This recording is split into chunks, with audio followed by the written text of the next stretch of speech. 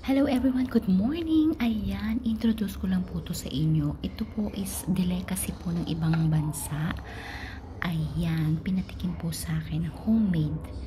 Yan, with milk po yan, fresh milk, and then butter, and then flour, and then baking powder, vanilla cream, tapos may lemon siya.